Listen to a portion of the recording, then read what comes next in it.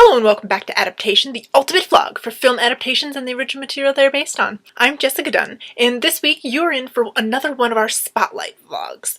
Specifically, Agatha Christie's standalone novel, And Then There Were None, and the 2015 TV miniseries of the same name. This is one of my favorite of Agatha Christie's novels, and in fact, I think it was the first one that I read, and it kind of kickstarted my obsession with the Queen of Crime. It tells the story of 10 strangers who are invited to an island by a mysterious benefactor. But when someone starts killing them off one by one, those remaining try to figure out who among themselves they can trust, and who's the one actually doing the murdering. Now, you may be thinking, Jess, this sounds vaguely familiar. And you would be right. We actually did a podcast on this title just a few years ago. However, at that time, the film adaptation, let's just say, I don't even remember its name because it was that bad, and therefore irrelevant. What is relevant is that this amazing book has been adapted again, and much more truly to the original source material. Gotta love the BBC. Their new TV miniseries, And Then There Were None, was broadcast on BBC One in December 2015.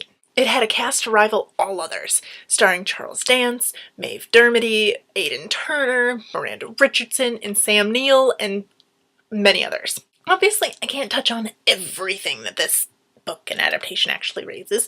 For that, I would suggest that you return to our podcast, at least on the novel version. But we'll just touch on a couple topics, one bad, one good, that made this version stand out. This miniseries, for the most part, did an excellent job of representing the source material. The setting was beautifully haunting, and the casting was phenomenal.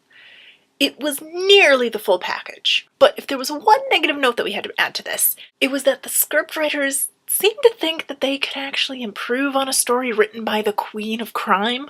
Silly humans. The writers did add a few unnecessary elements and plot points, such as Vera and Lombard's romance, which was nowhere in the book, and probably most perplexing of all was the cocaine party. Why in the world, if you're trapped on an island with a murderer, would you hinder your own mental faculties by taking drugs? A couple of those reasonings just didn't track. But the biggest offender, in our opinion, was the changes that they actually made to a couple of the characters' crimes.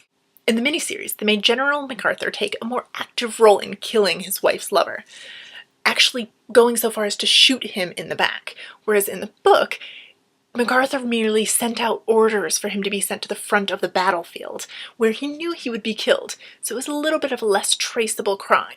They changed Detective Sergeant William Bloor's crime even more. In the TV adaptation, he actually bludgeons a homosexual man to death. It's really gruesome. Whereas in the book, he was guilty of falsifying his testimony in a court case, which leads to an innocent man being imprisoned for life and eventually dying behind bars.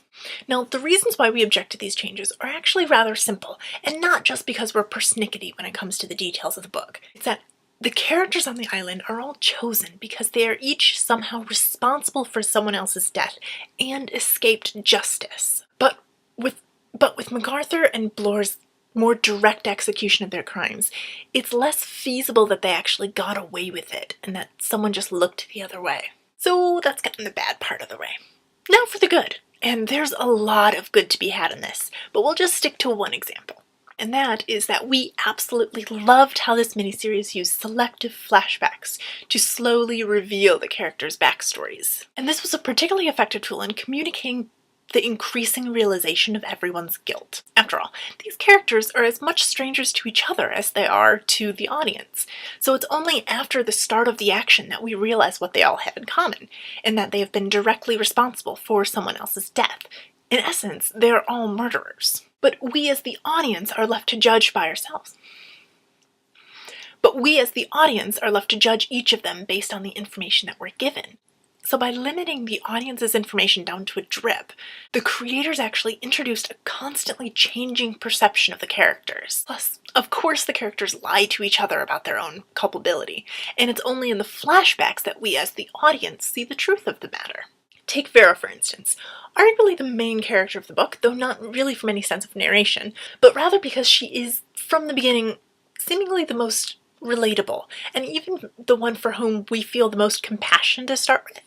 After all, from her flashbacks, it seemed as though the death for which she was responsible, that of Cyril, a little boy who was under her care as a governess, it seemed to be an accident.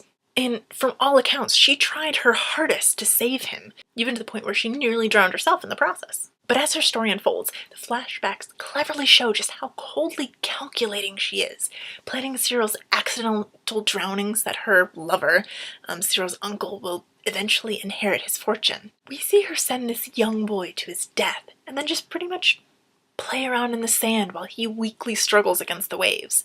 And only after he goes under does she finally venture into the water to try to save him. It's chilling.